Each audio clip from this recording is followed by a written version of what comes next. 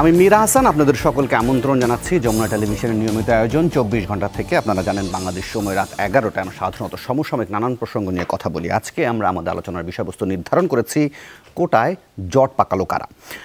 এই প্রশ্ন নিয়ে যখন আমরা আলোচনায় বসেছি তখন আমরা আমাদের স্টুডিওতে আমন্ত্রণ জানিয়েছি 3 অতিথিকে। তাদের সাথে একে একে পরিচিত হতে চাই। পরিচয় পর্বটা শুরু করব আমার ডান পাশ থেকে। আমার ডান পাশে আছেন বাংলাদেশ জাতীয়তাবাদী দল বিএনপির সাবেক সংসদ সদস্য জনাব নীলুফার চৌধুরী মনি আপা, আপনাকে স্বাগত জানাচ্ছি 24 ঘন্টায়। একই সঙ্গে এই আলোচনায় স্বাগত জানাতে চাই গণসংহতি আন্দোলনের নির্বাহী সমন্বয়কারী জনাব আবুল হাসান রুবেল ভাই, আপনাকে স্বাগত। একই সঙ্গে আমি আলোচনায় স্বাগত জানাতে চাই বাংলাদেশ আওয়ামী লীগের অর্থ ও পরিকল্পনা বিষয়ক উপকমিটির সদস্য মাহমুদ সালাউদ্দিন চৌধুরী। মিস্টার চৌধুরী, আপনাকেও স্বাগত জানাতে চাই।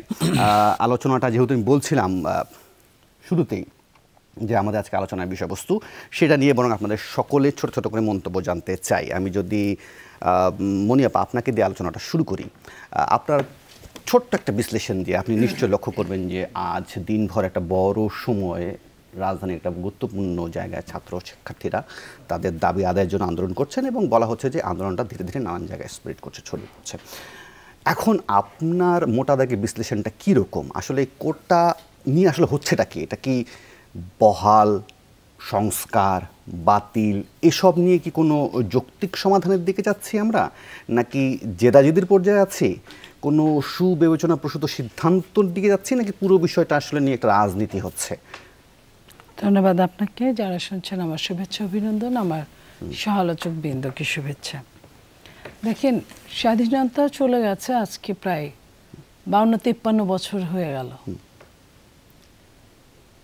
বিশ্বের একটা উন্নত দেশের সব দেশই যুদ্ধ করেই স্বাধীনতা হয়। খুব কম দেশ আছে যে আলোচনা মাফিক সেই 47-এর মতো স্বাধীনতা হয়, তা না। তো সেইখানে আপনার যুদ্ধের পরে যে মুক্তিযোদ্ধারা ছিল তাদেরকে একটা প্রমত্তরিতে নিয়ে ডুবিয়ে দেওয়া হয়েছিল শুধুমাত্র দেশের কল্যাণের জন্য। পরবর্তীতে এই কারণে যে এই মুক্তিযোদ্ধারা যতদিন থাকবে বলবে আমরা দেশ স্বাধীন করেছি, যাই করুক। আমি মুক্তিযোদ্ধাদের প্রতি শ্রদ্ধা নিয়ে বলছি, যুদ্ধ করেছে এই দেশের সবার জন্য, যে মানুষগুলো আমরা আছি প্রত্যেকের জন্য। যারা সেই দিন যুদ্ধে সামিল হতে পারে না বিভিন্ন কারণবশত, ধরেন একজন যে সুস্থ না, অটিজম বা কিছু, তারা কিন্তু এই দেশে থাকার আরো বেশি অধিকার আছে। কারণ উন্নত দেশে কিন্তু আমরা এটাও দেখি যে তারা বেশি সুবিধা পায়। এখন তার সন্তান আর যে মুক্তিযোদ্ধা তার সন্তান, এই সন্তান, দুই সন্তানের মধ্যে যখন দ্বৈততা থাকবে, একটা দ্বৈততার জন্যই কিন্তু আমরা যুদ্ধ করে স্বাধীন হয়েছি, তাই না? যে পাকিস্তান, পূর্ব পাকিস্তানকে একরকম দেখেছে, পশ্চিম পাকিস্তানকে একরকম দেখেছে। সেই যুদ্ধ করে আমরা যখন একটা দেশ পেলাম, একটা জাতিকে আলাদা একটা সার্বভৌমত্ব পেলাম, তারপরে এই কোটার কি আদৌ দরকার ছিল? আমার সন্তানরা মেধায় থাকবে, এটাই তো স্বাভাবিক। আজকে মেধা কোথায় গিয়ে দাঁড়াচ্ছে? আচ্ছা, কোটা ছিল তখন ছিল প্রথমে একটা দেশকে সামনের দিকে এগোনোর জন্য, যে কোটাটা একটা সময় নারীরা পিছিয়ে ছিল, নারীদের কোটাটা যুক্তিযুক্ত ছিল। একটা সময় নৃতাত্ত্বিক গোষ্ঠীরা পিছিয়ে ছিল, তাদের জন্য একটা কোটার দরকার ছিল যথাযথ। কিন্তু এই যে মুক্তিযোদ্ধার কোটা, আপনি তো রাজাকারদের যারা যুদ্ধে বিরোধী ছিল তাদের শাস্তি দিয়েছেন, তাদের সবাইকে তাদের সম্পত্তি পর্যন্ত ক্রোক করেছেন। কিন্তু পরবর্তীতে যখন আপনার ফ্রেশ সন্তানরা আসলো, তাদের জন্য আবার ভাগ বাটোয়ারা হবে কেন? কেউ পাবে কেউ পাবে না, এটা তো হতে পারে না। আর এখন মুক্তিযোদ্ধার কোনো সন্তান নাই যাদের চাকরির বয়স আছে, যদি সঠিক সময় তারা বিয়ে করে থাকে, ব্যতিক্রমী ছাড়া 2-4 জন। এখন তাদের নাতি নাতনির পতি, এদের জন্য যদি আপনার এই কোটাটা বলবতী থাকে, তাহলে কেউ আপনার ব্রাহ্মণ, কেউ নমশূদ্র, এটা কোন দেশি আইন? সেখানে আমাদের সন্তানরা স্টাডি করবে, পড়ালেখা করে দিনের পর দিন অক্লান্ত পরিশ্রম করে তারা একটা চাকরির মুখ দেখবে না, পাশাপাশি কোটার মাধ্যমে আপনার একটা চাকরিতে বহাল, এটা মনে হয় যে এটা উত্তরাধিকার সূত্রে পাওয়া। এই দেশটা কিন্তু উত্তরাধিকার সূত্রে আসে নাই, এই দেশটা রক্তের বিনিময়ে আসছে, এই দেশটা যুদ্ধের বিনিময়ে আসছে। শুধুমাত্র যারা যুদ্ধে অংশগ্রহণ করলো তাদের সন্তানরাই ভালোভাবে খেয়ে পড়ে বাঁচবে সেজন্য না, তাদের সবার সন্তানরা, এই দেশের ভৌগোলিক অবস্থানের মধ্যে যারা থাকে তাদের সবার প্রত্যেকের সন্তানরা সমান অংশীদারিত্ব পাবে যার যেটা যোগ্যতার ভিত্তিতে। হ্যাঁ, কোনো কোনো জেলায় একটা সময় জেলা মুক্তিযুদ্ধের সন্তানেরা তো বলছেন বা দাবি করছেন যে তাদের পূর্বপুরুষেরা যে পরিমাণ ত্যাগ তিতিক্ষা এই দেশের জন্য করেছেন, সেটার কি তার কোনো প্রতিদানই পাবেন না? এটা এই দেশটা বাংলাদেশ হয়েছে 56,000 বর্গ মাইল, এটা কি প্রতিদান না? এই দেশের আলাদা সবকিছু হয়েছে, এই দেশের আলাদা পাসপোর্ট হয়েছে, এই দেশের আলাদা সমস্ত বিশ্বের কাছে একটা পতাকা হয়েছে, এটা কি প্রতিদান না? প্রতিদানটা কি আপনাকে ঘরে গিয়ে দিতে হবে শুধুমাত্র আপনাকে? আপনি যুদ্ধ করেছেন বলে আপনাকে, আর কিসের যুদ্ধ করেছেন আপনি? যখন যুদ্ধের সময় ছিল তখন ছিল মুক্তিযুদ্ধে প্রথমে ছিল সম্ভবত 17,000 নাকি 34,000, তারপরে এখন আস্তে আস্তে এটা 2 লক্ষ 2.5 লক্ষ হয়ে গেছে। প্রথম আলো আরো 8-10 বছর আগে লিখেছে যে আপনার 2000 সালে, আরো বেশি সময়, যে 2000-এর উপরে যারা আছে মুক্তিযোদ্ধা হিসেবে ভাতা পাচ্ছে, তাদের জন্মই হয়েছে ওই টাইমে, কিংবা তাদের তখন বয়স 2-4 বছর ছিল। এই যে অন্যায়ভাবে মুক্তিযুদ্ধটা কেউ বিতর্কিত করেছেন। অরিজিনাল যে মুক্তিযোদ্ধা সে তো রিক্সা চালাও ভাত পায় না।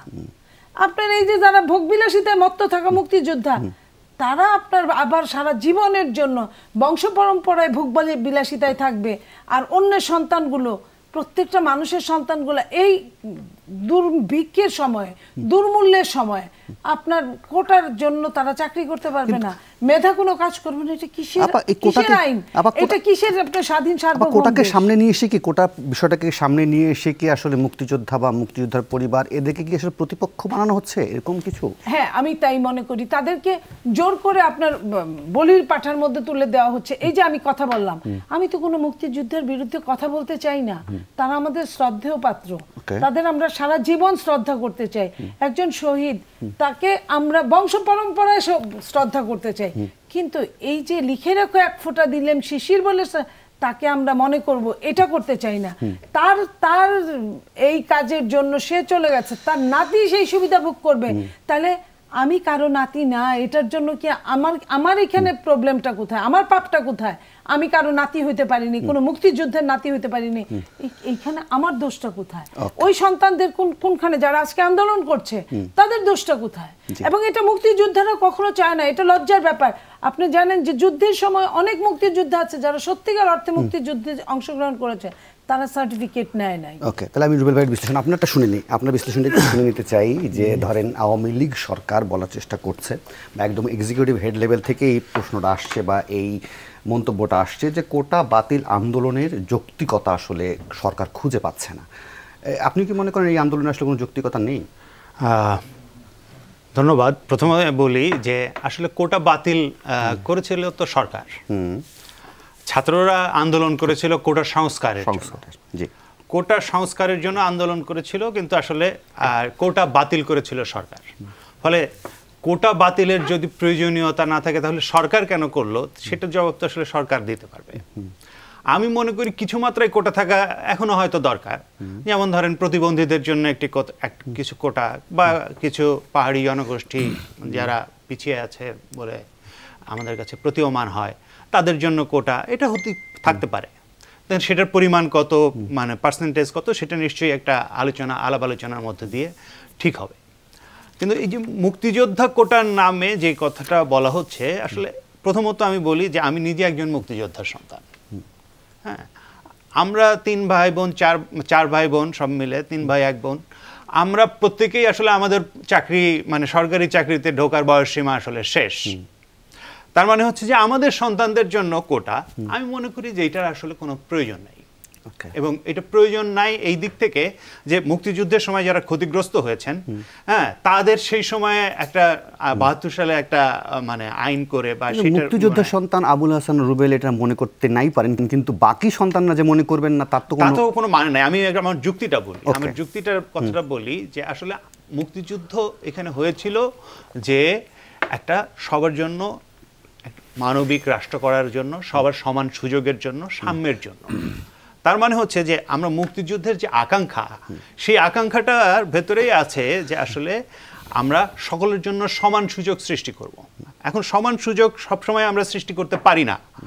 সেটার ক্ষেত্রে দেখা যায় যে পিছিয়ে আছে, যে নানা ধরনের ক্ষতিগ্রস্ত হয়েছে, তাকে একটা সুযোগ দেওয়া হয়, যেটা স্বাধীনতার পরপরই মুক্তিযোদ্ধাদের দেওয়াটা খুব যৌক্তিক ছিল। এবং এখনো আমি মনে করি যে মুক্তিযোদ্ধাদের যদি আপনি সম্মান দিতে চান তাদেরকে সম্মানিত করেন। হ্যাঁ, তাদের এখনো যারা বেঁচে আছেন তাদের ভাতা কেন এত কম, তাদের ভাতা বাড়ান, তাদেরকে আরো সুযোগ সুবিধা দেন, রাষ্ট্রীয়ভাবে সম্মানের ব্যবস্থা যেগুলো আছে সেগুলোকে বাড়ান, কোনো অসুবিধার কিছু নেই। মুক্তিযোদ্ধাদের বিশেষ সম্মান বিভিন্ন রাষ্ট্রেই দেওয়া হয়, আমরাও দিতে পারি, কোনো অসুবিধার কিছু নেই এবং এটা দেওয়াই উচিত। মুক্তিযোদ্ধাদের সম্মানের বিষয়ে এইটা হচ্ছে আমার প্রথমত বক্তব্য। দ্বিতীয়ত হচ্ছে যে এইটা আমার সন্তান এটা পাবেন, এটা আমি মনে করি না যে এটা মুক্তিযুদ্ধের চেতনার সঙ্গে যায়। ওকে, মুক্তিযুদ্ধের চেতনাটা ছিল দেশটা সবার জন্য তৈরি করা, সবার জন্য সমান সুযোগ তৈরি করা, সেটা আসলে এইটার বিরোধী। আমার সন্তান তার দাদাকে নিয়ে গর্ব করবে, রাইট, তার দাদার যে কৃতিত্ব সেটা নিয়ে সে অনুভব করবে যে আমার দাদা এটা করেছে, সেটার জন্য মানে সে ইয়ে করবে। কিন্তু সেইটা থাকার ফলে তাকে অন্যের কাছ থেকে কটাক্ষ শুনতে হবে, হ্যাঁ, এবং তাকে আসলে আলাদাভাবে বিবেচনা করতে হবে। এটার জন্য তো বাংলাদেশ স্বাধীন হয় নাই। বাংলাদেশ স্বাধীন হয়েছে, আমরা জানি যে পশ্চিম পাকিস্তানের সঙ্গে আমাদের যে বৈষম্য ছিল সেই বৈষম্যের বিরুদ্ধে যুদ্ধ করে আমরা স্বাধীন করেছি। ফলে এই বৈষম্যটাই যদি আমরা বহাল রাখি এবং নামে বেনামে এই বৈষম্য বহাল রাখি, তাহলে তো আসলে আমাদের স্বাধীনতার যে মূল স্পিরিট, সেই স্পিরিটের আপনার বিপক্ষে চলে যাচ্ছে। ওকে, ফলে এই জায়গাটা আমি মনে করি যে খুব স্পষ্টভাবে এই কথাটা বলা দরকার যে মুক্তিযুদ্ধের নাতি কিংবা তার মানে অমুক এই ধরনের পোষ্য, এই ধরনের কোটা থাকার আসলে কোনো প্রয়োজন নাই। কিন্তু রুবেল ভাই, সেক্ষেত্রে কি এই প্রশ্নটা কি আসতে পারে? ধরেন 2018 সালে যখন আপনি বলছিলেন যে আন্দোলনটা তো মূলত হয়েছিল কোটা সংস্কার নিয়ে, তখন বাতিল করে দেয়া যে সিদ্ধান্তটা এসেছিল সেটাকে তাহলে আপনি কিভাবে দেখবেন সেই 2018 সালে? সেটা কি হুঞ্জিকালি নাকি আবেগের বশবর্তী নাকি রাজনীতি? আমি মনে করি যে এটা কিছুটা হঠকারী হতে পারে, কিছুটা এর ভেতরে রাজনীতিও থাকতে পারে। এখন ধরেন এই যে মুক্তিযোদ্ধার কোটাটা যেভাবে বাতিল করা হলো, আদালতের যে আদেশে বাতিল করা হলো, সেই আদেশটা দেওয়া হচ্ছে 72 সালের একটা রেফারেন্স দিয়ে। সেই রেফারেন্সে এটা পরবর্তীকালে হবে, এটা বলা হয়েছে কি কারণে, 73 সালে যেহেতু ওই নিয়োগটা হবে, ফলে 73 সালের রেফারেন্সে পরবর্তীকালের কথাটা বলা হচ্ছে এবং সেটা মুক্তিযোদ্ধাদের জন্য কোটা। এখন মুক্তিযোদ্ধাদের জন্য কোটা, এটা যদি এখনো সরকার আরেকটা পরিপত্র করে যে মুক্তিযোদ্ধাদের কোটা বহাল রাখা হলো আদালতের নির্দেশ অনুসারে, তাহলে মুক্তিযোদ্ধা এখন কি কেউ আছেন আসলে যিনি সরকারি চাকরির যোগ্য? তাহলে মুক্তিযোদ্ধাদের জন্য কোটা তো আসলে এটা না। ফলে দুইটার পার্থক্যটা জায়গা আছে। এই পার্থক্যের জায়গাটা হচ্ছে একটা হলো মুক্তিযোদ্ধাদের জন্য যেটা কোটা ছিল সেটা রেফারেন্সে তার পোষ্যদের কোটা, এটা আসলে হতে পারে না। ফলে সরকারের পক্ষ থেকে যদি অ্যাটর্নি জেনারেল বা সরকারের পক্ষ থেকে কৌশলী যারা আছেন তারা যদি আসলে সত্যিকার অর্থে ফাইট করতেন ঠিকঠাক মতো, তাহলে আদালতের এই আদেশ আসারই কথা না। ফলে এটা অনেকেই মনে করছেন যে সরকারের দিক থেকেই এটা কোনোভাবে উস্কানি দেওয়া হয়েছে এই যাতে আদালত থেকে এরকম আদেশ আসে। কিন্তু আবার আদালতের বক্তব্য যদি আপনি শুনেন, আদালতও কিন্তু বলছেন যে আসলে এটা কি আদালতের উপর এক ধরনের চাপ তৈরি করা হচ্ছে। ধরুন এই যে শাহবাগে বা ঢাকা সহ ঢাকার বাইরে বিভিন্ন জায়গায় সড়ক অবরোধ, শিক্ষা প্রতিষ্ঠানে বন্ধ বা বিভিন্ন জায়গায় আন্দোলন যেগুলো চলছে, এগুলো দিয়ে কি ধরেন একটা তো এখনো এটা জুডিশিয়াল ম্যাটার, সেক্ষেত্রে কি আদালতের উপর চাপ? আদালত নিজেও বলছেন যে আসলে কি রাস্তাঘাটে আন্দোলন করে আদালতের রায় বদলানো যায়? মানে আমি যদি একটু প্রতিতুলনা করি তাহলে কিন্তু আসলে অনেক সময় ইয়া হয়, মানে বাংলাদেশে যে কোনো বিষয় এটা যদি জনস্বার্থের পক্ষে হয় তাহলে সেটা নিয়ে লোকে আন্দোলন করবে না কেন? যখন ধরেন ইয়ের জন্য আন্দোলন হলো, এই যুদ্ধাপরাধীদের ফাঁসির জন্য আবেদন হলো 2013 সালে, হ্যাঁ 2013 সালে, তখন কি আদালত এটা বিচারাধীন ছিল না? কাদের মোল্লার, হ্যাঁ কাদের মোল্লা, এটা আদালতের বিচারাধীন ছিল। তখন আমরা আন্দোলন করেছি না? তাহলে এই আন্দোলন যদি মানে আদালতের রায় প্রভাবিত করা হয় তাহলে সেটাও একই। তাহলে সেটাকে আপনি অনুমোদন করছেন, সামনে নিয়ে আসছেন, সেটাকে বারবার রেফারেন্স আকারে নিয়ে আসছেন, কিন্তু আবার এটাকে ইয়ে করছেন, এত দুই মুখী নীতি হচ্ছে। ওকে, তাহলে আমি একটু সালাউদ্দিন চৌধুরী আপনার বিশ্লেষণ শুনতেছি। আপনি শুনছিলেন দুজনের বক্তব্য, মনিয়াবা বলছিলেন, রুবেল ভাইও বলছিলেন, কি করতে চাইছে আসলে সরকার? কোটা নিয়ে কি হচ্ছে? এটা কি রাজনীতি হচ্ছে? ধন্যবাদ। আজকে যমুনা টিভি 24 ঘন্টা যারা দেখছেন এবং আমার সহযোগ সবাইকে আমি শুভেচ্ছা জানিয়ে শুরু করতে চাই। আমি সর্বপ্রথমে একটা কথা বলি, আমি 90-91 সেশনে ঢাকা বিশ্ববিদ্যালয়ে ভর্তি হয়েছিলাম। আমরা ভর্তির পরে আমি মধুর ক্যান্টিনে যখন যেতাম তখন কিন্তু একটা পোস্টার দেখতাম, সম্ভবত আসাদ চৌধুরীর একটা কবিতার লাইন, তোমাদের যা বলার ছিল তা কি বলছে বাংলাদেশ। তো এরকম একটা বাংলাদেশ আমাদের ছিল। মনিয়াপা কিন্তু অনেক কথা বলে গেছেন, যুদ্ধের মাধ্যমে, রক্তের মাধ্যমে আমরা দেশে স্বাধীন করেছি, কিন্তু এই বিষয়গুলো কখনো বলা যেত না বাংলাদেশে। এরকম একটা দিন ছিল, মুক্তিযোদ্ধারা শহীদ সন্তানরা তাদের কথা বলতে পারতেন না, তারা প্লে কার্ড নিয়ে তাদের অধিকারের কথা বলতে হতো, তাদের বিভিন্ন প্রোগ্রামে তাদেরকে অবজ্ঞা করা হতো, রাষ্ট্রীয় প্রোগ্রামে তাদের দাওয়াতও পেত না, তাদের সিলেক্টিভ কিছু মানুষকে কিন্তু দাওয়াত দিত। এই ধরনের একটা অবস্থার মধ্যে বাংলাদেশে ছিল। আর আরেকটা কথা বলেছেন, মুক্তিযুদ্ধরা তো কখনো চাননি, মুক্তিযুদ্ধরা কখনোই বলেননি আমাদের নামের বিল লিখতে হবে, এটা আমরা তাদেরকে সম্মান করে লিখতে চাচ্ছি, আমরা তাদেরকে সম্মানটা জানাতে চাচ্ছি। আর মুক্তিযোদ্ধাদের যে কোটা, সবচেয়ে দুঃখজনক হলো আজকে যেভাবে হোক এই বিষয়টা কিন্তু সামনে চলে এসেছে। এবং আমার খুব কষ্ট লাগছে এই জায়গায় এসে, মুক্তিযোদ্ধাদেরকে নিয়ে যখন আমরা এই আলাপ আলোচনা করছি, আমাদের এখানে একজন রুবেল সাহেব, তিনি মুক্তিযোদ্ধার সন্তান। আমি অবশ্য সমস্ত মুক্তিযোদ্ধার প্রতি আমাদের যে বিনয়, শ্রদ্ধা, কোনো অংশে কারো কম নয়, কিন্তু একজন মুক্তিযোদ্ধার সন্তানরাও কিন্তু এই বিষয়গুলো নানাভাবে প্রশ্ন তুলছে, কোথাও না কোথাও থেকে তারাও প্রভাবিত হয়। এখন সবচেয়ে দুঃখজনক যে বিষয়টা, আজকে যে মুক্তিযোদ্ধাদেরকে নিয়ে আমরা যে জায়গায় নিয়ে যাচ্ছি, আমার কাছে মনে হয় না তারা এই জন্যই কিন্তু একটা রাষ্ট্র স্বাধীন করেছেন। আর আরেকটা জিনিস তিনি বলেছেন, যেটা মুক্তিযোদ্ধাদের যে আকাঙ্ক্ষা কিংবা মুক্তিযুদ্ধের যে আকাঙ্ক্ষা, তারা তো যুদ্ধে গিয়েছিল কোনো ভাতা পাওয়ার জন্য না, যারা যুদ্ধ গিয়েছিল কোনো কোটার জন্য না, এটা কিন্তু ঠিক। কিন্তু পাশাপাশি রাষ্ট্রেরও তো একটা দায়িত্ব আছে। আমরা কোনো বিপ্লবী সরকার না, সমস্ত মুক্তিযুদ্ধকে নিয়ে চুবিয়ে দিলাম সমুদ্রে গিয়ে, আমরা ওই ধরনের কোনো বিপ্লবী সরকার না। এটা একটা গণতান্ত্রিক সরকার, এবং পৃথিবীর নানা দেশের সংবিধানকে করে আমাদের একটা সংবিধান রচনা করা হয়েছে, যেখানে মুক্তিযুদ্ধকে সর্বোচ্চ সম্মান দেওয়া হয়েছে। এবং আমরাও তো বলি মুক্তিযুদ্ধের সর্বকালে সর্বশ্রেষ্ঠ সন্তান। এই সন্তানগুলো কোথাও অপমর্যাদা হোক কিংবা অমর্যাদা হোক, সেটা কিন্তু আমরা চাই না। কিন্তু আজকে যে মুক্তিযোদ্ধাকে নিয়ে যে বিষয়গুলো উঠে এসেছে, কিন্তু কোটার যে বিষয়টা আছে 56% কোটা, সেখানে কিন্তু অনগ্রসর জনগোষ্ঠী থেকে শুরু করে, নৃতাত্ত্বিক জনগোষ্ঠী থেকে শুরু করে নারী, সবাইকে কিন্তু এখানে আছে। কিন্তু বিষয় উঠে এসেছে শুধু একটাই। এখন আমি বলতে চাই, যেমন আজকে দেখেন নারীদের যে অবস্থান, আমরা দেখি যখন পুলিশ সপ্তাহ হয়, যে প্যারেডের যে বিষয়টা থাকে, প্যারেডে কিন্তু একজন নারী নেতৃত্ব দিচ্ছেন, এটা কিন্তু আমাদের জন্য অনেক বড় একটা পাওয়া। এবং আজকে যদি দেখি আমরা সমাজের বিভিন্ন জায়গায়, ডিসি একজন নারী, বিশ্ববিদ্যালয়ের ভিসি থেকে শুরু করে নানা ধরনের নারীদের যে প্রগতি, সেটা কিন্তু কোটা সিস্টেম না থাকলে হয়তো বা আসতো না। এখন নৃতাত্ত্বিক জনগোষ্ঠী, আজকে ফেসবুকের কল্যাণে আমরা যখন দেখি যে খাগড়াছড়ির কোনো ছেলে যখন জাজ হয়ে যায়, আমরা ফেসবুকে দেখি বন্যা ভেসে যাচ্ছে, তার শরীর কিংবা তার একান্ত যারা মানুষ আছেন তাদেরকে জানাচ্ছেন, তাদের কমিউনিটি তাদেরকে কংগ্রেচুলেট করছেন। এই বিষয়গুলো থেকে সমাজকে এগিয়ে নেওয়ার জন্য একটা বিষয়।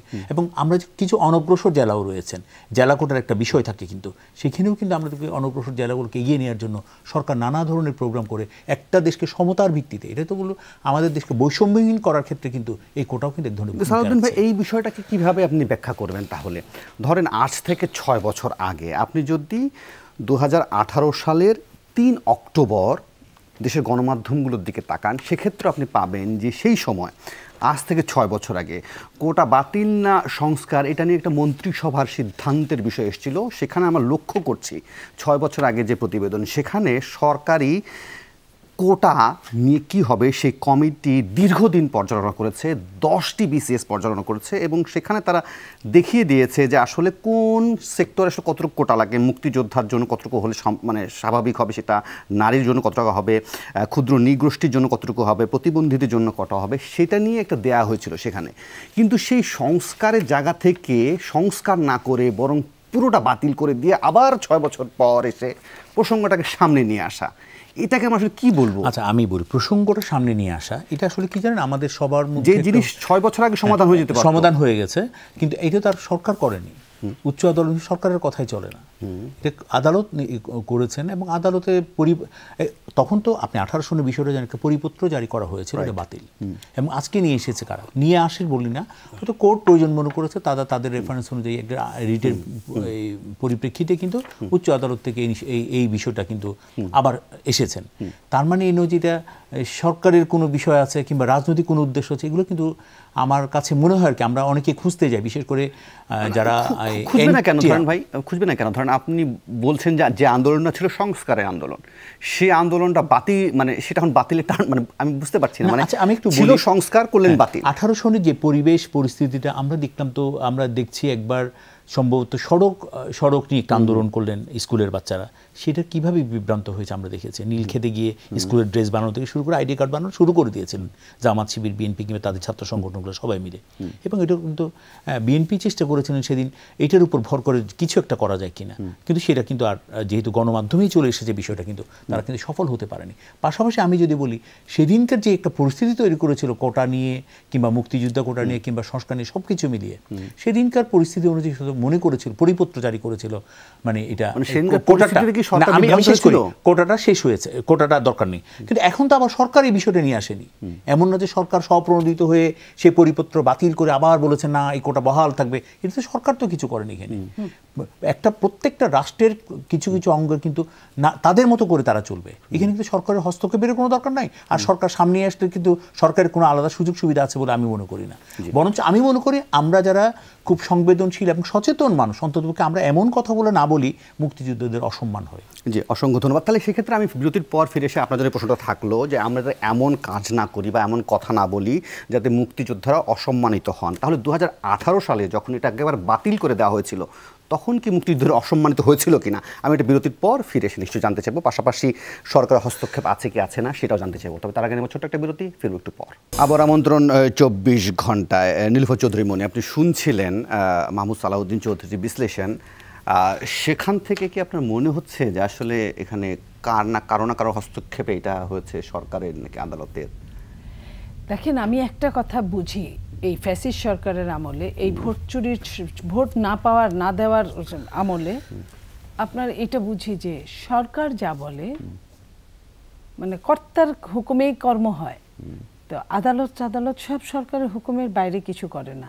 এইখানে সরকারের ইন্টেনশনটা কি, সরকার কি চায়, হয়তোবা সরকার সামনে একরকম দেখিয়ে পিছনে অন্য কিছু করছে। নইলে সরকার, কোনো সরকার, যে সরকার 6 বছর আগে কোটা সংস্কার চাওয়ার সাথে সাথে বাতিল করে দিল, সরকার কি সেদিন বিএনপিকে ভয় পেয়েছিল? বাতিল করলো কেন? কারণ ছাত্ররা তো বাতিল চায় নাই, ছাত্ররা চেয়েছিল সংস্কার। সেই সরকার বাতিল হওয়া জিনিস, সরকারের একটা জিনিস যেটা বাতিল হয়ে যায়, সেটা কি আবার সে সরকার সে জায়গা থেকে তুলতে পারে? তুলে এনে আবার তাকে পোস্টমর্টেম করতে পারে? সরকার এটা করছে। কারণ আমি যদি সেই মহামান্য আদালতের কথা বলি, আমি আমার সম্মান থেকে, আদালত কিন্তু অনেক রকম হুকুম জারি করেন, অনেক কিছুই আমরা প্রমাণ দেখতে পাই না। লাইক আদালত কারো কোনো কি বলে জরিমানা করে, অনেককেই প্রতি মাসেই আমরা দেখি বড় বড় জরিমানা, কেউ কিছুই দেয় না, কোনো দিনই দেয় না। অনেক কিছু অনেকের বলে যে ও এখানে গেল কেন, ওটা বন্ধ করে না। নদী ভরাট, এগুলা আদালত বলে, আপনি দেখেছেন নদীর কেউ ছেড়েছে জায়গা? খুদ আপনার বাংলাদেশের বড় বড় গায়িকা নায়িকারা পর্যন্ত দখল করে তারা বিভিন্ন জিনিস চালাচ্ছে, কার্যক্রম, এগুলা কেউ ছাড়ে না। আদালত কিন্তু একদম স্পষ্ট করে ওখানে বলছে যে নদী ভরাটগুলা ছেড়ে দেওয়ার জন্য, বুড়িগঙ্গা সংস্কারের জন্য, এগুলো অনেক কিছু আমরা দেখেছি যেগুলা জনকল্যাণের জন্য কার্যকর। আর জনকল্যাণের বিপক্ষে যেটা, সেটা আদালত বলার সাথে সাথে এটা মানে উঠে যাবে। আবার এটা তো এরকম হতে পারে না, সরকারের যদি যোগ সাজস না থাকে, সরকার যদি এটা না চায়। আদালত তো কত কিছুই বলে, কিন্তু আদালতের কি ওইভাবে একটা আসামিকে ধরতে পারছে? আদালত বলার সঙ্গে বা বলার পরে এই যোগ সাজসের আন্দোলনে বিএনপি সহ বিরোধীরা কেন সমর্থন দিচ্ছে এই কোটা সংস্কার আন্দোলনে? শোনেন, একটা কথা বলি, বিএনপি তো বাংলাদেশ জাতীয়তাবাদী দল, বাংলাদেশের সর্বোচ্চ পার্টি, সর্ববৃহৎ পার্টি। সেইখানে তাদের, এই দেশটা আমাদের, এই দেশের সবকিছু, এটা একটা দখলদারিত্বের দেশে চলে গেছে, কিন্তু দেশটা তো আমাদের। তো আমাদের ভালো মন্দ, ন্যায় অন্যায় আমরা চোখ বন্ধ করে থাকবো নাকি? আমাদের বাচ্চারা কি পড়ালেখা করে না? আমাদের বাচ্চাদের ফিউচার, হতে পারে বিএনপির ছেলে মেয়েদের চাকরি হয় না, কোটা থাক বা না থাক, বিএনপির মুক্তিযোদ্ধার কোটায় কোনো বাচ্চার চাকরি হয়েছে দেখেছেন? বিসিএস ক্যাডারের চাকরি হয়েছে, আর্মিতে চাকরি হয়েছে দেখেছেন? দেখেন নাই। কিন্তু তারপরেও অন্যদের হলেও, সাধারণ পাবলিকের হলেও তো হলো, ওই সন্তানগুলো তো আমাদেরই সন্তান। তো সেইখানে বিএনপি জনগণের কল্যাণের জন্য রাজনীতি করে, গণতন্ত্রকে সমুন্নত রাখার জন্য রাজনীতি করে। তাহলে বিএনপি, আমি বলবো না যে এটার সঙ্গে জড়িত যদি নাও থাকে, বিএনপির জড়িত হওয়া উচিত আমি মনে করি। এই কারণে উচিত যে এটা জনগণের কল্যাণের বিপক্ষে যাচ্ছে। জনগণ এখান থেকে কোনো কিছু পাচ্ছে না। তো জনগণ যেটুকু এই কয়েকদিন এই 6 বছর যাও চিন্তা করেছিল, সাধারণ পাবলিক, বিএনপির জন্য না, সেটাও আবার তারা বঞ্চিত হওয়ার রাস্তায় চলে গেছে। বাংলাদেশের শিক্ষার মান জাহান্নামে চলে গেছে। বাংলাদেশের আপনার এই যে কোটা বাতিল হওয়ার পরে আবার কোটা আনলে, তাহলে শিক্ষাও নাই, কোটা এখন একটা আপনার কি বলে বিসিএস ক্যাডার এক পাতা ইংরেজির একটা অ্যাপ্লিকেশন লিখতে পারে না। আমরা এটাও দেখছি। তারপরে যদি এই কোটা নিয়ে যদি আরো হয়, আগামী দিনের বাংলাদেশ কি হবে? আমি যদি ওটা দুঃখ নিয়ে যদি আমি মেনেও নেই, তো শুধু কোটায় যদি সবকিছু ভরে যায় দেশটা, তাহলে আর থাকলো কি? একটা মুক্তিযুদ্ধের কোটায় যদি, আমি আবারও বলছি মুক্তিযোদ্ধাকে আমার স্যালুট, তারপরেও বলছি তাদেরকে টেনে আনা মানে তাদেরকে অপমান করা। তাদের টেনে আনছে যারা, তারা তাদের প্রয়োজনে চেতনা বিক্রি করেই তাদের চলে, চেতনা বিক্রি করেই তারা খায়। এবং এই মুক্তিযোদ্ধা নিয়েই কিন্তু অনেক কিছু হয়েছে। সো আজকে ওই যে বলছে যেমন কোনো একটা জায়গায় যে আদালত যদি কোনো রায় দেয় সেটার বিপক্ষে যাবে না, যত বড় আন্দোলনই হোক। আদালত তো আমাদের বাইরে না, জনসাধারণের বাইরে না, এই ছাত্রগুলোর বাইরে না। এই ছাত্রগুলোর স্পিরিটই কিন্তু 71 হয়েছে, 69 হয়েছে, 66 সিদ্ধান্ত আছে। অ্যাটর্নি জেনারেল কিন্তু এই রায়ের বিরুদ্ধে আপিল করবেন। সরকারের নিজস্ব একটা সিদ্ধান্ত আছে যে তারা এই বাতিলের বিষয়টা তো তারা আপিলে যাচ্ছে। অর্থাৎ একেবারে যে সরকার যে চাইছে সেরকমটা তো কিছু না। তো সরকার তো বললেই হয়ে যায়, সরকারের এত কিছু তো করতে হয় না। সরকার কোনটা নিয়ে আপনি বলেন যে আদালতের সঙ্গে তারা মামলা মোকদ্দমা করছে, আপিল করছে, ওরকম করে আন্দোলনের পক্ষে গিয়ে সরকার কোনটা করছে? তাহলে এই টাইমে সময়টা নষ্ট করছে কেন সরকার? এতগুলো ছাত্রছাত্রীর ভবিষ্যৎ নিয়ে খেলছে কেন সরকার? একটা পুলিশের একটা বাড়িতে যদি একটা সন্তান মারা যায়, পুলিশের যদি একটা টিয়ার সেলে একটা সন্তান মারা যায়, সেটার জবাবটা কে দিবে? এমনিই তো আমার দেশে এমনিতেই কত গুম খুন কত কিছু হয়। তারপরে যে এই যে এত বড় আন্দোলনের মধ্যে যদি একটা দুর্ঘটনা ঘটে, আমরা তো শুনি, আমি লাইনটা শেষ করি, যে আবারও নাকি হলে হলে পাহারায় বসিয়েছেন সেই হেলমেট বাহিনী, সেই গুন্ডা পান্ডাদেরকে আবার বসিয়েছেন। তো এই সামনে যদি কোনো 2-1 দিনের মধ্যে যদি কোনো দুর্ঘটনা ঘটে, সেটার জন্য সরকার কি এই দায়টা সরকার নেবে? মাহমুদ সালাউদ্দিন চৌধুরী, তাহলে কেউ যদি বলে যে পুরো বিষয়টাকে আসলে রাজনীতির মোড়কে লাগিয়ে আসলে সেখান থেকে সুবিধা নেওয়ার চেষ্টা করছে সরকার, কিংবা এই পুরো বিষয়টাতে মূল জট পাকিয়েছে সরকার, সেটা কি ভুল বলা হবে? আমি একটু ওনার শেষ কথাটা দিয়ে শুরু করতে চাই। আসলে কিছু কিছু শব্দ আছে না, আমরা বিশেষ করে আমরা চাই না গণমাধ্যম কিংবা নর্মালিও কিন্তু আমরা যখন একটা জায়গায় চলে যাই, এই কথাগুলো আমরা বলি না। উনি যেহেতু বলেছে আমি শব্দগুলো উচ্চারণ করে করতে হচ্ছে, ওনারা যেভাবে গুন্ডা পান্ডা শব্দটা বলে ফেলেছিলেন না, এরকম একটা সময় বাংলাদেশে ছিল। গুন্ডা পান্ডারই দেশ, আমরা ক্যাম্পাসে দেখেছি কি করেছেন তারা। কোমরে অস্ত্র নিয়ে বিশ্ববিদ্যালয়ের কাজ করতে এসেছেন, শিক্ষকদের সামনে অস্ত্র রেখে বলেছেন পরীক্ষায় পাশ করাতে হবে। এই ধরনের দিন কিন্তু বাংলাদেশের সন্তানদেরকে ছিনিমিনি খেলাটা আমরা কিন্তু প্রত্যক্ষ করেছি অতীতে। কি করেছেন তো সবই দেখলাম আমরা, বিশেষ করে 1991 থেকে 96, 2001 থেকে 2006, এর আগের কথা নাই বা বললাম, 75-এর পরে কত কাহিনী করেছেন, খুন গুমে সংস্কৃতি বাংলাদেশে কারা এনেছে বাংলাদেশের মানুষ জানে। কিন্তু পাশাপাশি এগুলো বলতে চাই, এমনভাবে কথাগুলো বলা হয় মনে হচ্ছে বিএনপির নেতাকর্মীদের সন্তান সন্ততি মোটামুটি না খেয়ে একদম উপসে মারা যাচ্ছেন, তাদের কোনো চাকরি নাই, কিন্তু আর্থিকভাবেও তারা খুবই অসচ্ছল জীবনযাপন করে। এটাও তো ঠিক না। বিশ্ববিদ্যালয় বিএনপির নেতাকর্মী ছেলেমেয়েরা কি পড়ে না? তাদের কি পড়তে দেওয়া হচ্ছে না, নাকি তাদের পথে ঘাটে কোথাও প্রতিবন্ধকতা তৈরি করা হয়েছে? সব ইকুয়ালি সবই চলছে। সারাদিন একটি আওয়ামী বিরোধী গাইড বই তারা মুখস্থ করে আসেন, এগুলো কিন্তু আওড়াতে হবে সবার। তো এই কথাগুলো আমরা শুনতে শুনতে, ওই যে মধ্যরাতে নির্বাচন, ভোটারবিহীন নির্বাচন, এই শব্দগুলো বলতে বলতে এমন হয়ে গেছে এখন মধ্যরাতের কমিটি প্রদান কিন্তু তাদের চর্চা শুরু হয়ে গেছে। দেখলাম আমরা দেখি মধ্যরাতে ছাত্র দলের কমিটি আসে, মধ্যরাতে যুব দলের কমিটি আসে। আমি এগুলো একটু শেষ করি। এই যে বিএনপির যে মুখস্থ বলি, মোটামুটিভাবে একটা 5 বছর শেষ করেছে 18 সনের নির্বাচন নিয়ে, এখন এই 24 সনের নতুন নির্বাচন হয়েছে। যে কোনো ঘটনাকে একটা নানা ধরনের রূপ দিয়ে বিএনপি নানা ধরনের কথা শুরু করবে। পাশাপাশি আর একটা কথা বলতে চাই আমরা, যেটা এই যে বিএনপি যে বলে বিএনপি মানে মুক্তিযুদ্ধকে অসম্মান করাই, সেই ওনাদের নেতা বিশাল একজন মুক্তিযোদ্ধা ছিলেন, সব কিছু মিলিয়ে আমি বলতে চাই, নেতা যদি মুক্তিযোদ্ধা হয়, এত বেশি নিগৃহীত হয়েছিল কিনা বিএনপির আমলে মুক্তিযোদ্ধারা? তাদের অধিকার নিয়ে এখানে প্লে কার্ড নিয়ে দাঁড়াতে হয়েছিল তাদের। এই প্রশ্নগুলো তো আমরা আজকে করতে চাই। আর সব কিছুতে সরকারের মদত, সব কিছুতে সরকারকে ইনভলভ করা, এটাও তো ঠিক না। আদালত দিয়েছেন। ভাই একইভাবে কি ধরেন একটা জনপ্রিয় আন্দোলনকে যখন একটা বিরোধী দল বা যে কোনো বিরোধী দল বা যে কোনো মাঠে যারা রাজনীতি করে, তাদের এখন জনপ্রিয় আন্দোলনকে সাধারণত সমর্থন দেয়। তো সেক্ষেত্রে কোনো যদি একটা অংশ সমর্থন দেয়, সেক্ষেত্রে ষড়যন্ত্রটাও খোঁজা কি একই ধরনের পায়তারার মধ্যেই পড়ে? না, বিএনপি তো আপনারা ওনারা দেখছেন যে বিএনপি তো অনেক ধরনের আন্দোলন করেছে। করেছেন। 28 তারিখ আমাদেরকে ফেলে দিচ্ছেন, আমরা পালাবার পথ পাবো না, আওয়ামী লীগ পৃথিবীতে কোথাও খুঁজে পাওয়া যাবে না, মাটির নিচে থেকে আওয়ামী লীগ এনে তারা শাস্তি করবেন, অনেক ধরনের আন্দোলন তো আমরা দেখেছি। এগুলো তো মুখ সর্বস্ব একটা বুলি।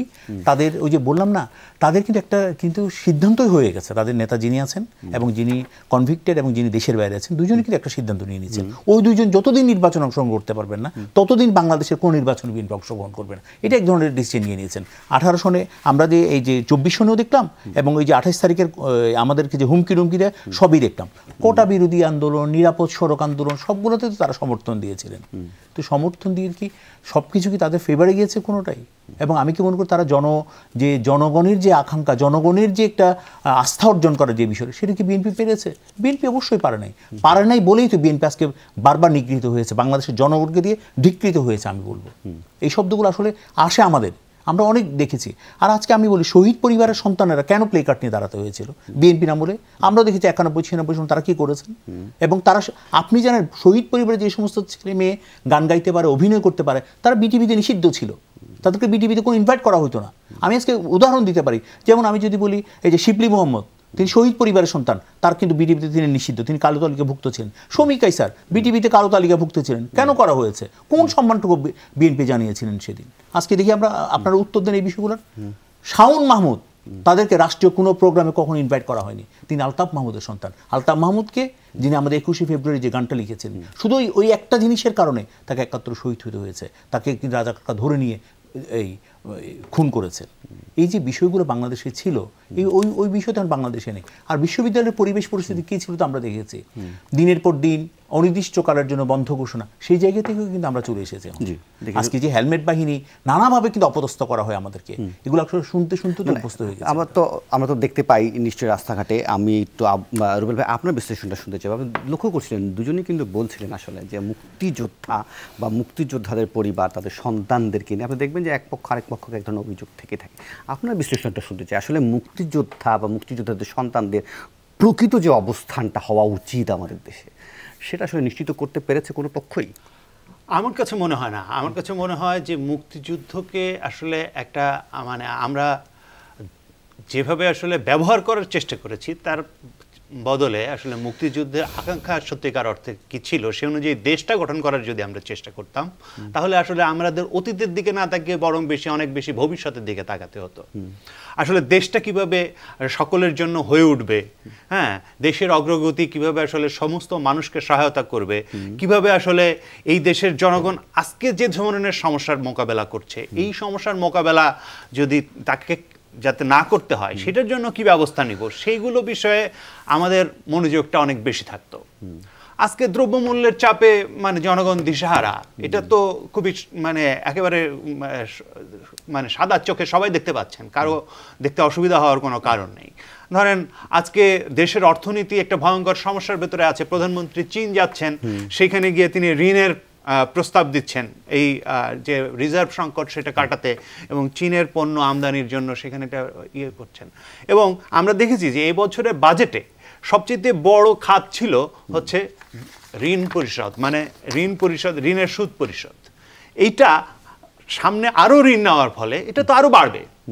ফলে এই যে জায়গাগুলো, যে বাংলাদেশে একটা লং টার্ম, আমরা বাংলাদেশে একটা যুদ্ধ করে স্বাধীন করেছি, এবং আমরা এই অঞ্চলে মানে এই উপমহাদেশে যদি বলি যে এই উপমহাদেশে বাংলাদেশ একটা উদাহরণ, যে দেশ আসলে মানুষের রক্তের বিনিময়ে আসলে স্বাধীন হয়েছে, এবং সেখানে আসলে এখানকার সাধারণ মানুষ, সাধারণ খেটে খাওয়া কৃষকের সন্তানরা প্রধানত যুদ্ধ করেছেন। তো তাদের অধিকার আসলে কতটুকু অর্জিত হয়েছে। বাংলাদেশে একদিকে দেখবেন যে কৃষকের 30,000 টাকা 40,000 টাকার জন্য আসলে গলায় মানে দড়ি পড়ে, অন্যদিকে হাজার হাজার কোটি টাকা যারা তসরুফ করে, হাজার হাজার কোটি টাকা যারা বিদেশে পাচার করে, তারা বহাল তবিয়তে থাকে, তাদেরকে অনেককে পালাতে দেওয়া হয়, তারা কেউ প্রধান পদে মানে সরকারি কর্মকর্তার প্রধান পদে যায়, এবং সেখানে গিয়ে তারা আজকে ওনারা অস্বীকার করতে পারেন, কিন্তু রাতে ভোট যে হয়েছে এটা তো সবাই জানে। বাংলাদেশে গত নির্বাচনটা যে আমির নির্বাচন ছিল, সেখানে যে জনগণ ভোট দিতে যায়নি, এটা তো বাংলাদেশে সবাই জানে। এগুলো তো অস্বীকার করে কোনো লাভ নাই, এগুলো অমুকের মুখস্থ কথা বললেও লাভ নাই, এটা জনগণের ভেতরে গেলে পারে, এটা সবাই জানে। এবং জনগণ ভোট দিতে যায় না, তো জনগণ প্রত্যাখ্যান করেছে এই ভোট। ফলে এই সমস্ত জায়গা থেকে যদি আমরা চোখ ফিরিয়ে নিয়ে শুধুমাত্র মানে কাদা ঘাটাঘাটি করি, তাহলে কাদা ঘাটাঘাটি করলে দেশটা সামনের দিকে এগোতে কাদা পারবে ঘাটাঘাটি না। যদি করি তর্কের খাতিরও, ধরেন তর্কের খাতিরও কাদা ঘাটাঘাটি করলাম, সেটাও যদি ঠিকভাবে করি, ধরেন আপনি এই কোটা নিয়ে দেখেন যে সরকারি চাকরিতে প্রথম, দ্বিতীয়, তৃতীয়, চতুর্থ এই 4টা যে শ্রেণী আছে এবং 20টা গ্রেড আছে, প্রথম এবং দ্বিতীয় শ্রেণীতে আপনি কোটার ব্যাপার কথা বলছেন, তৃতীয় এবং চতুর্থ শ্রেণীতে যে আরও 11টি গ্রেডে সেখানেও যে মুক্তিযুদ্ধ সন্তানেরা নিয়োগ পান, সেখানে আবার কোটা নিয়ে কোনো কথা হচ্ছে না। সো আপনি এটা আন্দোলনের একটা অংশ বা একটা জটিলতা রেখেই দিচ্ছেন। তো আমি এটা বিরতি নেই, বিরতির পর ফিরে এসে এটার আসলে যৌক্তিক সমাধান আসবে কীভাবে, এইটাই বা কীভাবে সম্ভব, সেটা নিয়ে ছোট্ট একটা আলোচনা করবো। তবে তার আগে নেব ছোট্ট একটা বিরতি, ফিরবো একটু পর। আবার আমন্ত্রণ 24 ঘন্টা। রুবেল ভাই, আপনাকে থামিয়েছিলাম বিরতির আগে, সেই জায়গাটা যদি বলেন যে আসলেও যদি কাদা ঘাটাঘাটি করাও হয়, যে মানে কুতর্ক বা যুক্তিতর্কের আলোচনাতেও, সেক্ষেত্রেও কি আমরা যৌক্তিক সমাধানের পথে যাচ্ছে কিনা, আর এটার আসলে কোনো সমাধানের পথ দেখেন কিনা? আমি মনে করি সমাধানের পথ নিশ্চয়ই আছে। যখন সমস্যা আছে, সমস্যার সমাধানের পথও আছে। এবং এ বিষয়ে যারা মানে কাজ করেন, তারা এর আগেও প্রস্তাব দিয়েছেন। আমি মনে করি এটা নতুনভাবে মানে এই কোটা বিষয়টাকে সংস্কার করা জরুরি, এবং এই সংস্কার করার জন্য সরকার একটা স্বাধীন কমিশন করতে পারে। মানে স্বাধীন কমিশন করে, মানে যেটা স্বাধীন, মানে স্বাধীনভাবে তারা কাজ করতে পারবে, এরকম একটা কমিশন করতে পারে। কমিশন করে তাদের প্রস্তাব অনুসারে এটাকে একটা সংস্কারের জায়গায় যেতে পারে। হ্যাঁ, তারপরে এটা নিয়ে তারপরেও আন্দোলন হতে পারে, ইয়ে হতে পারে। গণতান্ত্রিক, যদি আপনি গণতান্ত্রিক রীতিনীতি অব্যাহত রাখতে চান, তাহলে সেটা তো করতে দিতে হবে, জনগণকে কথা বলতে দিতে হবে। তো সেটা একটা সমাধানের দিক হতে পারে। অন্যদিকে আমি বলবো যে এই যে চাকরি বিষয়টা, যে এই যে বিসিএস এর চাকরি, যেটা যে সোনার হরিণ হয়ে যাচ্ছে, এইটার পেছনের কারণটাও তো আমাদের অনুসন্ধান করা দরকার। সেটা কি আপনার অনুসন্ধান কি? মানে একটা হচ্ছে যে দেশে সাধারণভাবে একটা এই মানে সরকারি কর্মকর্তা হওয়ার সাথে যে বিপুল পরিমাণ সম্পদ লাভের অনেকের খবর আসছে, তার সাথে মানে ক্ষমতা লাভের অনেক জায়গা তৈরি হচ্ছে, সেটা যেমন একটা দিক। অন্যদিকে সাধারণভাবে দেশে কর্মসংস্থানের যে পরিস্থিতি, সরকার যে ধরনের উন্নয়ন করছে, সেই ধরনের উন্নয়নে কর্মসংস্থানবিহীন যে একটা উন্নয়ন হচ্ছে, এইটা কিন্তু আসলে দেশে একটা এই ছাত্রদের ভেতরে বা যারা সদ্য ছাত্রত্ব শেষ করেছেন তাদের ভেতরে একটা খুবই জটিল পরিস্থিতি সৃষ্টি করছে। তাদের মানসিকভাবেও কিন্তু তারা আসলে মানে কোনো কিছুতে কনসেন্ট্রেট করতে পারছেন না, তার ঠিক মতো আসলে চাকরিটা পাবেন কিনা এটা নিয়ে যে পরিমাণ উদ্বেগে থাকেন, এইটা বাংলাদেশের সাধারণ মানুষের ছেলে মেয়ে যারা, তারা আজকে এই পরিস্থিতির ভেতরে আছেন। ফলে আমাদের উন্নয়নের ধরনটা কি, মানে মেগা প্রজেক্ট গুলো করা হচ্ছে, এই মেগা প্রজেক্টে আসলে কতটা কর্মসংস্থান হয়, আর কর্মসংস্থান সৃষ্টিকারী উন্নয়নটা কিভাবে হয়, এই দুইয়ের পার্থক্য। আমরা পাটকলগুলো বন্ধ করে দিচ্ছি একদিকে, অন্যদিকে আসলে নানা ধরনের মেগা প্রজেক্ট নিচ্ছি। এই যে বৈপরীত্য, এবং এইখানে যে জনগণের একটা বিরাট অংশের ছেলে মেয়েদের আসলে যে চাকরি বাকরির যে ব্যবস্থা নাই এদেশে, সেটা বাংলাদেশে একটা বড় ধরনের ক্রাইসিস তৈরি করছে। এই বিষয়ে ছোট্ট করে সালাউদ্দিন চৌধুরী, আপনার যদি বিশ্লেষণটা শুনতে চাই, আপনি যদি শুনবেন, বলছিলেন যে আসলে যে উন্নয়নের বয়ান আমাদের সামনে আসছে, সেটাকে তিনি মনে করছেন যে একেবারে কর্মসংস্থানবিহীন একটা উন্নয়নের মডেল, এবং আসলে এতগুলো যে মানুষ রাস্তায় নেমেছে, তারা আসলে নেহাত ঠেকায় পড়ে নেমেছেন যে কর্মসংস্থান অবস্থা হচ্ছে, সেটার দায় কি মানে এড়ানো যায়? আসলে আমি বলি, আমেরিকায় কিন্তু ওয়ার ভেটারান যারা, তাদের আত্মোৎসর্গের যে সম্মানটা, দেশপ্রেমের যেই প্রতীক হিসেবে তাদেরকে দেখা হয়, সেটাকে নতুন প্রজন্মের কাছে পৌঁছে দেওয়ার জন্য নানা ধরনের সুযোগ সুবিধা দিয়ে তাদের বীরত্বটাকে আরও মহৎ করা হয় আমেরিকায়। এবং এটা নিয়ে অনেক ধরনের দেখবেন উপন্যাস হয়েছে, গল্প, কিংবা যদি বলি ছবি, অনেক ধরনের ছবিও হয়েছে। কিন্তু আমাদের দেশে অদ্ভুত বিষয় হলো, আমরা সবাই বিষয়গুলো নিয়ে প্রশ্ন করছি, কেন এটা করা হচ্ছে, তাদেরকে কেন সম্মান জানানো হবে, তাদের দেশপ্রেম, তাদের আত্মোৎসর্গ, তাদের জীবন জীবিকা, জীবনের যে একটা বলো যে একদম হাতের মুঠোয় জীবন নিয়ে করা, এবং আরও যদি বলি আমাদের ভবিষ্যৎকে সুনিশ্চিত করার জন্য তাদের বর্তমানকে সেদিন তারা দান করতে গিয়েছিলেন। সেই জায়গায় দাঁড়িয়ে সেই বিতর্কগুলো করছে। পাশাপাশি উনি যেটা বলেছেন সেই উত্তরটা আমি দিচ্ছি। ডেভেলপমেন্টের যে বিষয়টা বলেছেন, একদম কর্মহীন কিছু ডেভেলপমেন্ট, আসলে কি জানেন, একটা ডেভেলপমেন্ট যখন হয় নানা ধরনের, বিশেষ করে আমি পদ্মা সেতু নিয়ে একটু কথা বলি, নানাভাবে এটাকে অপদস্থ করার চেষ্টা করা হয়েছে। এবং সেদিন বিএনপির মতো দল, বিএনপির নেত্রী বলেছেন এই সরকারকে দিয়ে অন্তত যাই হোক এই পদ্মা সেতু হবে না, আমি ক্ষমতায় গেলে, তিনি বলেছেন তিনি ক্ষমতায় গেলে তিনি 2টা পদ্মা সেতু করে দেখিয়ে দেবেন। এবং খুবই সৌভাগ্য, আসলে কথার মাধ্যমে না কাজের মাধ্যমে জবাবটা দেওয়া হয়েছে। এবং মাননীয় প্রধানমন্ত্রী বঙ্গবন্ধু কন্যা শুধু একটাই কথা বলেছেন, আমাদের অর্থ দিয়ে আমরা পদ্মা সেতুটা করব, এবং করে দেখিয়ে দিয়েছেন। আজকে বলি যেই মানুষটা, আমি আমার পারিবারিক একটা স্মৃতি দিয়ে বলি, আমার এবং আমার দ্বিতীয় প্রজন্মের একজন পড়তো কিন্তু খুলনা ইঞ্জিনিয়ারিং ইউনিভার্সিটিতে। আমরা কিন্তু ঈদ এবং বিশেষ করে ঈদের ছুটি, বড় বড় ছুটিগুলোতে আমরা অপেক্ষায় থাকতাম কীভাবে সে আসবে, কারণ তখন ফেরির যে একটা যানজট, কুয়াশার যে বিষয়টা ছিল, নানাভাবে কিন্তু মানুষের যে কষ্টকর জীবন সেটা আমরা দেখেছি। আজকে বরিশালের একজন মানুষ যিনি নদী পার হয়ে হয়ে বরিশাল যেতে হতো, তিনি কিন্তু আজকে সকালে রওনা দিয়ে খুব ভোরে ফজরের নামাজ পড়ে রওনা দিয়ে কিন্তু উনি 9টা 10টার মধ্যে গিয়ে তার মার সাথে তিনি ব্রেকফাস্ট করছেন। এই যে মানুষ, যে মানুষটা বরিশালে সবজি উৎপাদন, আমি শেষ করি, সবজি উৎপাদন করেন কিন্তু অনায়াসে আজকে ঢাকায় আসার সাহসটা করছেন।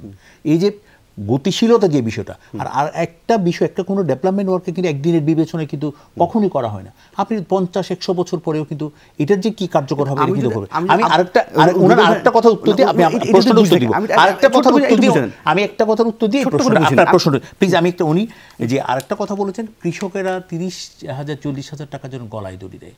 হ্যাঁ, এই বিষয়টা বাংলাদেশে ছিল, শুধু গলায় দড়ি না, শুধু সারের জন্য যখন মিছিল করতে গিয়েছেন এবং তাদের উপর গুলি, আমি বলছি তাদের কোমরে দড়ি, সরি আমি বলি কোমরে দড়ি দিয়ে কয়েকদিন আগেও না হয়েছে, এবং আমি অস্বীকার করছি না এই বিষয়টা, কিন্তু আমরা এটাও দেখেছি বাংলাদেশে কৃষক শুধুমাত্র সারের জন্য আন্দোলন করতে গিয়ে 18 জন কৃষকের লাশ হতে হয়েছে।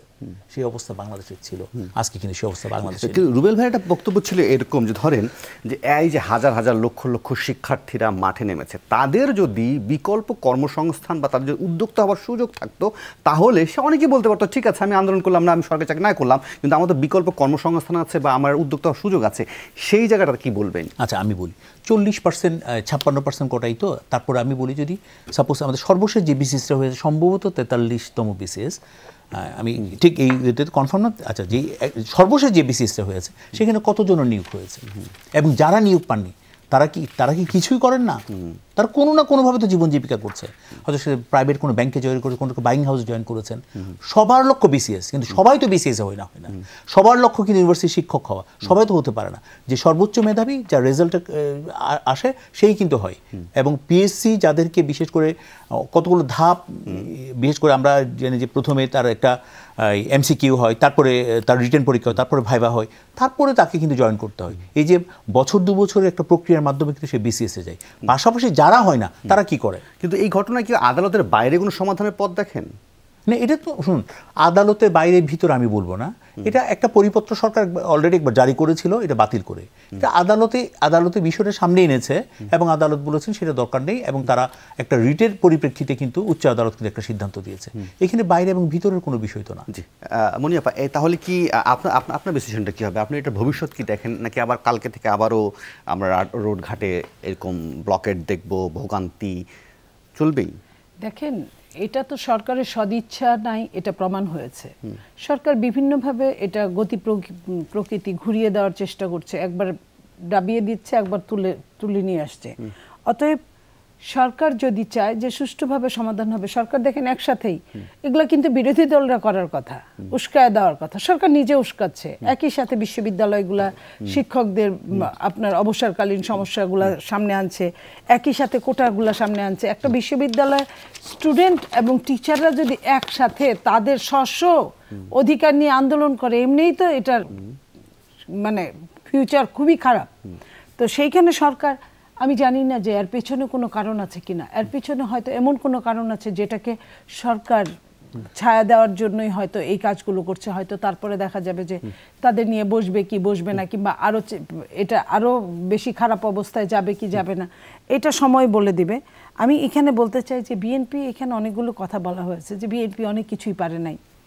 বিএনপির সময় মুক্তিযোদ্ধারা প্লে কার্ড নিয়ে দাঁড়িয়েছিল, বিএনপির সময় তো সেই গণতান্ত্রিক অধিকার ছিল বলে একটা মুক্তিযোদ্ধা তার প্লে কার্ড নিয়ে দাঁড়াতে পেরেছে। আর এখনকার মুক্তিযোদ্ধাদের না খেয়ে থাকা, রিক্সা চালানোর, ভ্যান চালানোর, রাস্তায় ভিক্ষা করার ছবি, চিঠিগুলো আওয়ামী লীগের এমপি মন্ত্রী, দামি এমপি মন্ত্রীদের পকেটে থাকে।